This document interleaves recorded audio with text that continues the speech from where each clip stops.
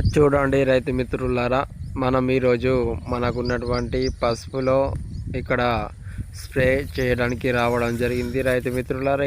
అయితే ఇక్కడ trichoderma viride వచ్చేసి 1 లీటర్ బాటిల్ను తీసుకున్నాము. ఈ ట్రైకోడర్మా విరిడి అనేది దుంపకొల్లు రోగ నిరోధిస్తుంది.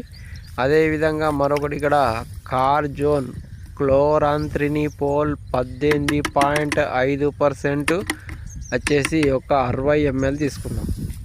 అంటే 1 ఎకరానికి మనము ట్రైకోడర్మా విరిడి వచ్చేసి 1 లీటరు, కార్జోన్ క్లోరాంత్రినిపోల్ 18.5% వచ్చేసి 60 ml, సఫర్ కార్బండిజం మ్యాంకోజెబ్ వచ్చేసి 250 గ్రాములు, macro Nutri rich formula 4 base కలిగిన దాన్ని 1 kg చొప్పున ఒక బకెట్ తీసుకొని ఆ బకెట్లో వేసుకున్నాము. 1 2 3 4 5 6 7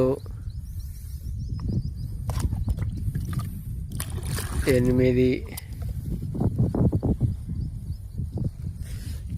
చూడండి రైతు మిత్రులారా, మనము 1 ఎకరానికి కనీసం 8 స్ప్రే పంపులు, అంటే 8 నుండి 10 స్ప్రే పంపుల మధ్య చేయాల్సి ఉంటుంది రైతు మిత్రులారా. చూడండి రైతు మిత్రులారా, ఒక చిన్న బకెట్ తీసుకొని ఆ బకెట్లో వీటన్నిటిని వేసి వీటిని మనము ఒక కర్ర సాయంతో మిక్స్ చేస్తున్నాం, కలుపుతున్నాం రైతు మిత్రులారా.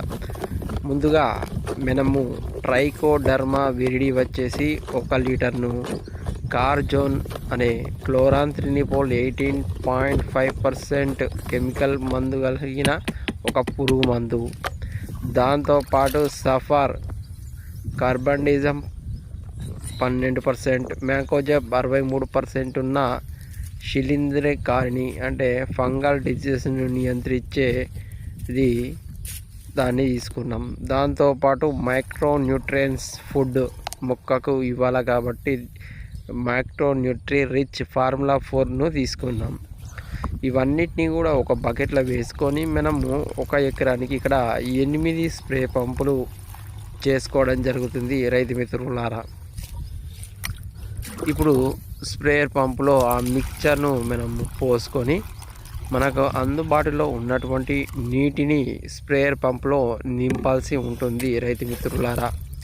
ఈ విధంగా స్ప్రేయర్ పంపులో నీరు అనేది దాని మూతి వద్దకు వచ్చే వరకు కూడా నింపుతూనే ఉండాలి రైతు మిత్రులారా.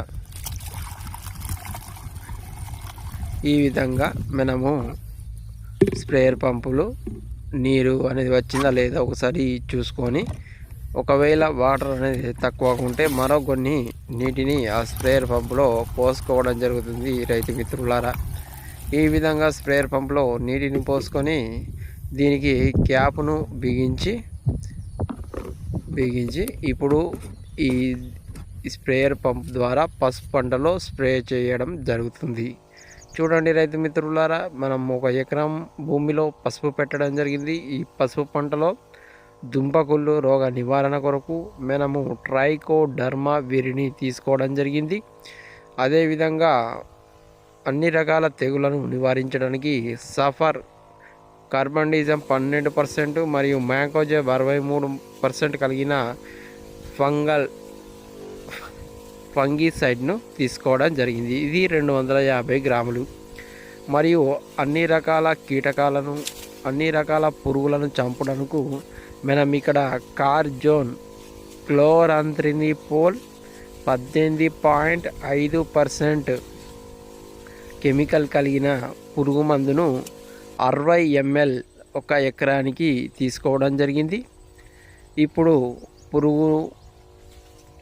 పసుపు పంటలో ఉన్నటువంటి పురుగులను, కీటకాలను, తెగుళ్లను నివారిస్తూ తర్వాత వాటిని వృద్ధి చేయడానికి, అధిక దిగుబడి రావడానికి, పసుపు అనేది ఎక్కువగా వెళ్ళడానికి కొరకు మనం ఇక్కడ సూక్ష్మ పోషకాలను కూడా మనం స్ప్రే చేయాల్సి ఉంటుంది.